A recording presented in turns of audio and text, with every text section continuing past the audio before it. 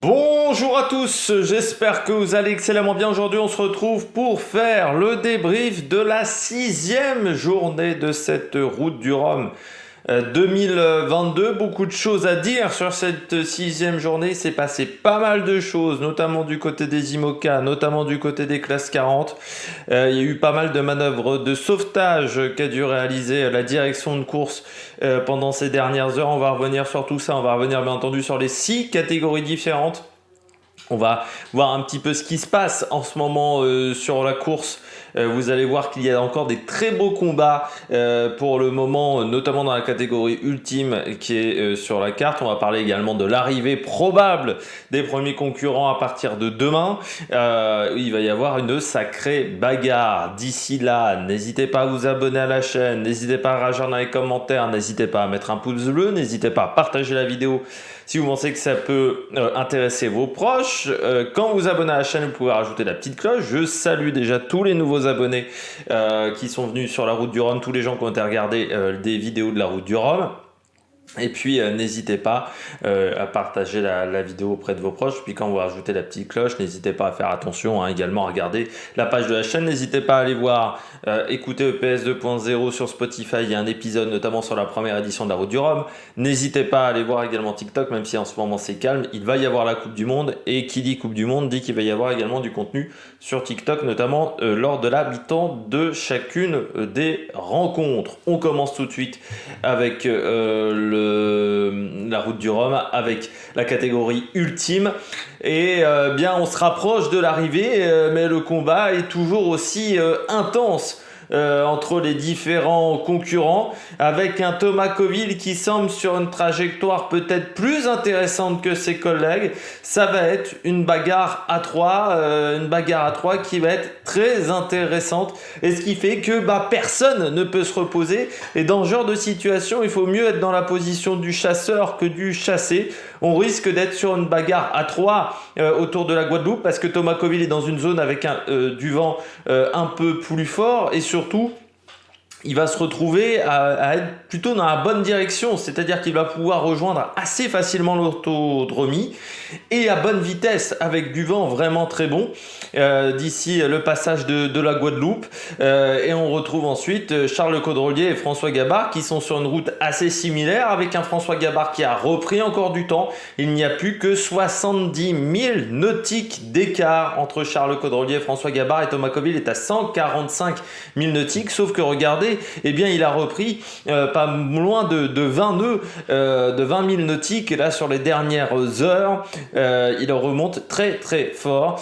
Sur les 4 dernières heures, il a fait quasiment 32 nœuds de moyenne, contre 25 nœuds seulement pour Charles Caudrelier et 27 nœuds 9 pour François Gabard. Donc ça remonte très vite pour Thomas Coville par rapport à Charles Caudrelier qui a fait un virement de bord sur la dernière heure, entre 14h et 15h. Voilà, il a fait un petit virement de bord, mais on voit que ça va commencer à être compliqué, alors que Thomas Coville va peut-être avoir moins de manœuvres à faire, ce qui fait qu'il sera plus frais du côté du Tour de la Guadeloupe. Et il faut savoir que le Tour de la Guadeloupe risque d'être compliqué pour ces 3 hommes, parce que demain, dans les heures à venir, j'ai regardé la météo à 13-15 heures à peu près, bien il va y avoir très peu de vent autour de la Guadeloupe, donc ça risque d'être très compliqué. Il va falloir être très très bon, bien savoir manœuvrer et être performant en régate pour ces 3 concurrents. Derrière, Yves Le Blévec, Francis Joyon sont maintenant dans les alizés. À une distance assez importante, des hommes de tête, donc à part problème technique pour un des 3 bateaux, ça va être compliqué pour Yves Le Blévec et Francis Joyon de revenir sur le podium. Et on s'attend à un match à 2 entre Francis Joyon et Yves Le Blévec, qui ne se sont pas vraiment lâchés de la course, voilà, avec des bateaux de plus ancienne génération, avec les bateaux qui avaient fait 1 et 2 de la dernière route du Rhum. Donc c'est assez intéressant de voir que ces bateaux ont en fait un niveau assez proche. Et puis derrière, on a le mieux, le bateau d'Arthur Levaillant, qui a maintenant pris un petit peu de retard. Hier, il était dans des zones avec un petit peu moins de vent que le Blévec et que Francis Joyon. Donc forcément, ça n'a pas été facile pour Arthur Le Vaillant. Je rappelle, c'est l'ancien sommet de Débo et de Thomas Coville, qui est un bateau un peu plus âgé et qui là donc a eu un peu plus de mal. Et puis derrière, on retrouve Armel Lecléache qui navigue très bien. Alors là, il se retrouve dans des zones sans vent en ce moment, Armel Lecléache. Et puis on a Romain Pillard qui lui est au-dessus, qui n'est pas encore au large des Açores, toujours dans du vent un petit peu compliqué pour Romain Pillard sur Use It Again by Extia. On passe aux Ocean 50 qui eux sont un peu devant pour le moment à Armel Lecléache du côté des Ocean 50. Ils sont dans une zone sans vent, c'est-à-dire que là ils sont vraiment dans une dorsale, dans une situation où il n'y a pas de vent, avec un Quentin Vlaminck qui est toujours très performant avec Arkema et avec Erwan Leroux qui reste à distance, à peu près la même distance qu'hier de Quentin Vlaminck, donc il y a vraiment un vrai match. Derrière on retrouve Sébastien Roig et puis Armel Tripon qui s'est légèrement rapproché de ces trois hommes. Il a des conditions un peu meilleures de vent, mais là vraiment la situation est compliquée et peut-être que cette situation va profiter à Éric Perron sur Comme il faut, qui se retrouve dans une zone avec beaucoup plus de vent, mais il est beaucoup plus loin de la route idéale. Donc il faut également le souligner, mais on voit Éric Perron sur la carte ici, voilà, qui est dans une situation un peu meilleure au niveau du vent, mais il est assez loin de la route idéale, qui est en pointillé sur la carte, alors que Quentin Vlaminck, Erwan Leroux, Sébastien Roig et Armel Tripon se dirigent tout droit vers cette route idéale.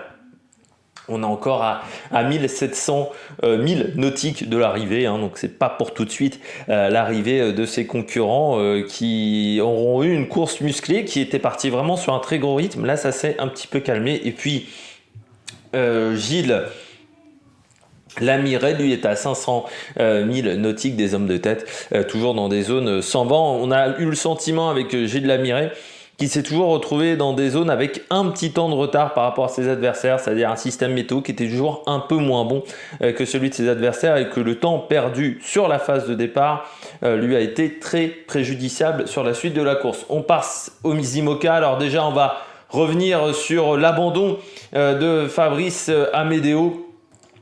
Fabrice Amédéo qui a eu un énorme problème technique sur son IMOCA Nexans arrêt-fenêtre qui a abandonné son bateau, qui a eu un incendie qui a occasionné une explosion qui est due à une avarie. Alors il y avait déjà eu un incendie sur son bateau en début de journée hier, et puis bien la situation a encore été pire ensuite, hein. On l'avait dit hier, je crois qu'on ne voyait plus la localisation de Fabrice Amédéo. Et bien c'était dû au naufrage de son bateau qui a complètement sombré en mer.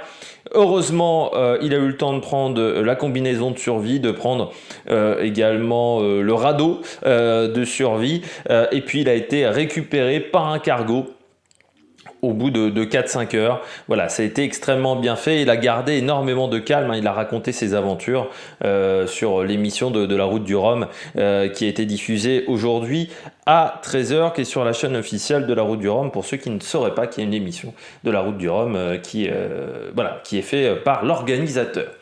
Donc voilà, il est désormais sain et sauf et il sera déposé dans la journée au large des îles normalement des Açores.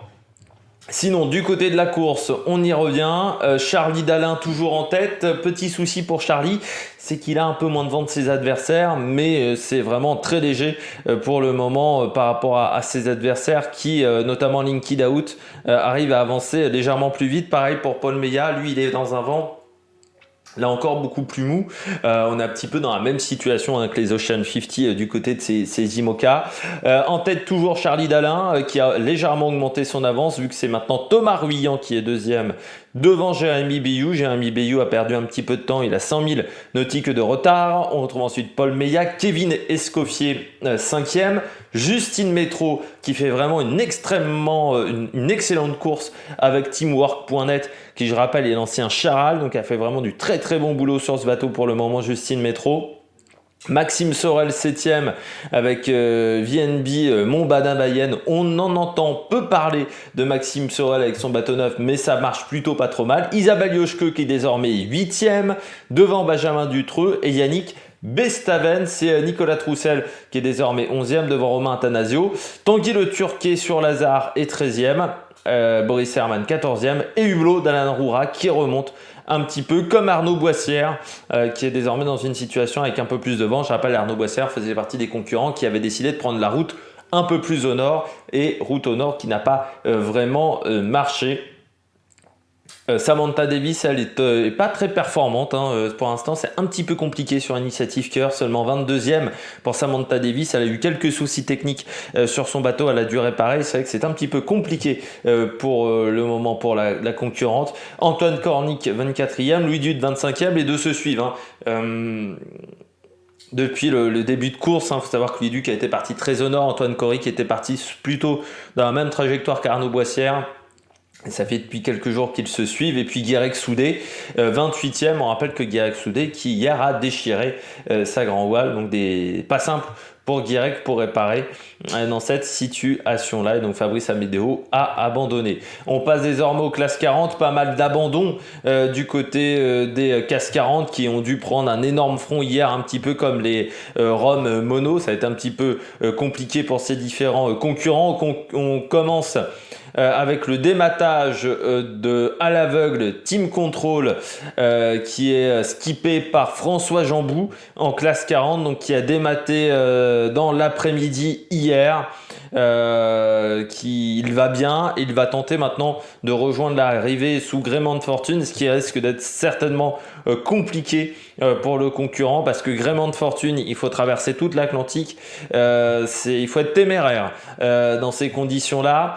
On continue également avec un choc violent pour Mathieu Perrault, le skipper d'Inter Invest en classe 40 qui a subi un choc important avec un objet flottant non identifié, un OVNI.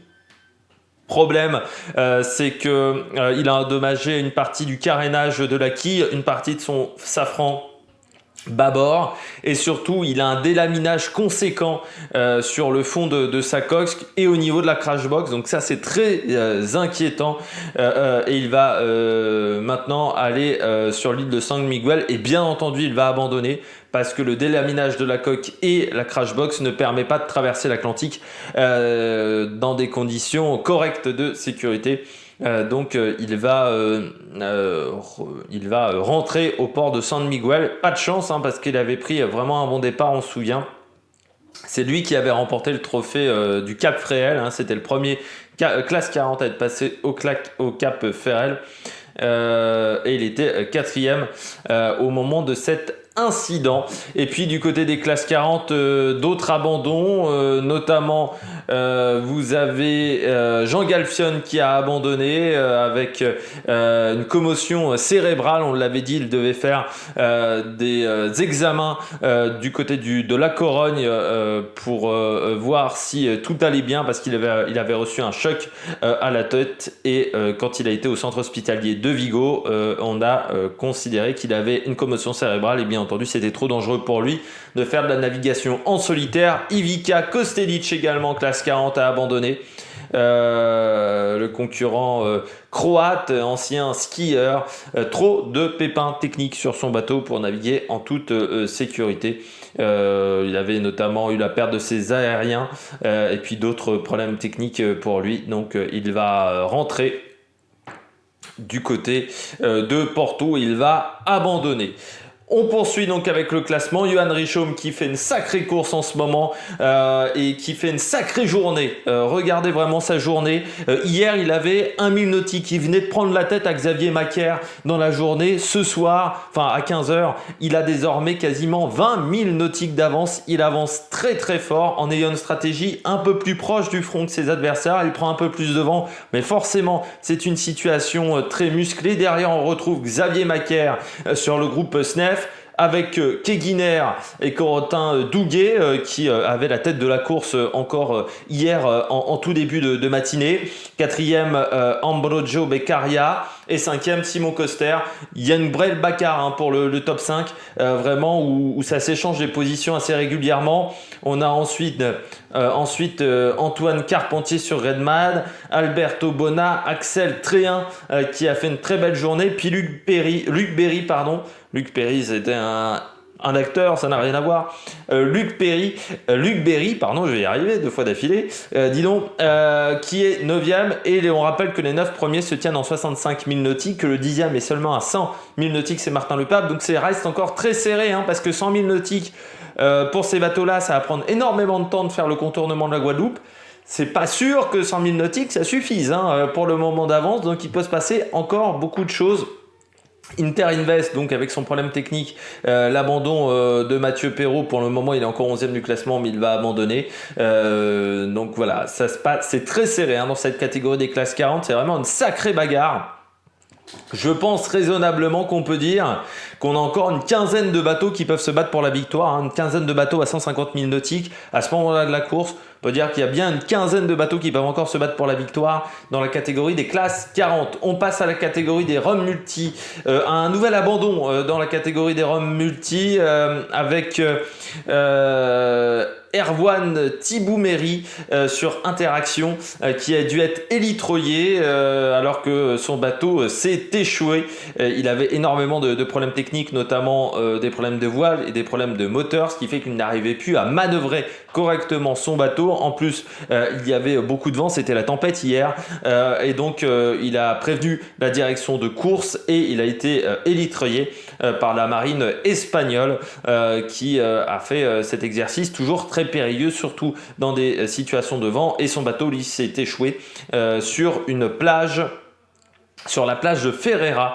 Voilà, son bateau qui, je pense, sera récupéré hein, dans les heures à venir par son équipe technique. Donc ce qui fait que du côté de la catégorie des Rum Multi, ils ne sont plus que 14, enfin oui 14 vu que le bateau d'Erwan Thibouméry est non localisé mais il a abandonné. En tête toujours Jess avec Gilles Buckenhout qui a 100 000 nautiques d'avance, hein. Il a toujours un coup d'avance sur ses adversaires, notamment Roland Jourdain et Loïc Escoffier qui est repassé devant Marc Guillemot qui n'a pas fait une très bonne journée hier hein. Marc Guillemot 185 000 nautiques de retard hein. Il était devant Loïc Escoffier, il est désormais largement derrière. Loïc Escoffier qui a fait une belle journée sur son bateau. Alors Marc Guillemot qui a tenté de passer un peu plus au sud, hein, qui s'est rallongé un petit peu la route, alors que Loïc Escoffier et Roland Jourdain sont, on va dire, sur la trajectoire de Gilles Buckenhout. Donc on va voir comment ça va se passer désormais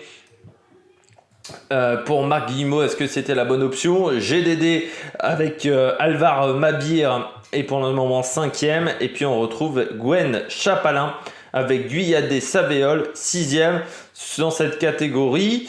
Le Acapella de Charlie Capel est pour le moment 10e, Happy 11e et Flo de Philippe Poupon 12e pour le moment dans cette catégorie. Et puis on termine avec les Rum Mono. Jean-Pierre Dick pour le moment en tête. Jean-Pierre Dick qui a 109 000 nautiques d'avance sur Catherine Chabot. On rappelle également que Jean-Pierre Dick va devoir faire encore un arrêt pour remettre à terre Brieux Maisonneuve. Donc pour l'instant ils sont toujours deux sur ce bateau, même si les règles sont très strictes, hein. Toutes les manœuvres sont faites par Jean-Pierre Dick, hein. Brieux Maisonneuve ne fait rien, mais forcément Jean-Pierre Dick va devoir de nouveau s'arrêter dans un port. Donc forcément pour le moment il n'y a pas de correction de temps, mais Jean-Pierre Dick aura au moins une correction de temps, au moins de 10 heures à l'arrivée. Donc vous pouvez facilement doubler son avance en 1000 nautiques, donc c'est plutôt 200 000 voire 250 000 nautiques qu'il a d'avance sur Catherine Chabot. Donc vraiment une excellente course de la part de Jean-Pierre Dick qui est un skipper d'expérience, hein, spécialiste notamment de la Transat en double. Troisième, Willy Bicinte qui est à 270 000 nautiques pour le moment sur Tradition Guadeloupe. Qui est descendu donc vraiment plein sud, Willy Bicinte. Voilà, stratégie bien différente de ses petits collègues, hein. Il va passer du côté de Madère alors que les autres passent plutôt au large des Açores. Donc c'est vraiment une véritable différence. Je m'excuse, ça m'a mis mon écran d'accueil d'internet. Donc quatrième, on a Elora. Cinquième, Wabilis sur le Penduic 3. Dans cette catégorie où ils sont encore 10 avec Daniel Ecalard qui ferme la marche. Je rappelle que Daniel Ecalard qui est toujours en train de réparer. Eh bien, j'espère que vous avez aimé cette vidéo. Si vous avez aimé cette vidéo, n'hésitez pas à vous abonner à la chaîne, à réagir dans les commentaires, à mettre un pouce bleu. Demain, on reviendra sur l'arrivée des premiers concurrents. Donc la vidéo sera peut-être en ligne un peu plus tard parce que je vais voir combien de temps vont mettre les concurrents pour contourner la Guadeloupe. Mais je vais vraiment attendre que au moins les 2 premiers soient arrivés avant de faire la vidéo de débrief de la journée numéro 7. D'ici là, n'hésitez pas à vous abonner à la chaîne, à réagir dans les commentaires, à mettre un pouce bleu. Et puis nous, on se retrouve pour de nouvelles aventures sur l'Amérique Production. Ciao, ciao!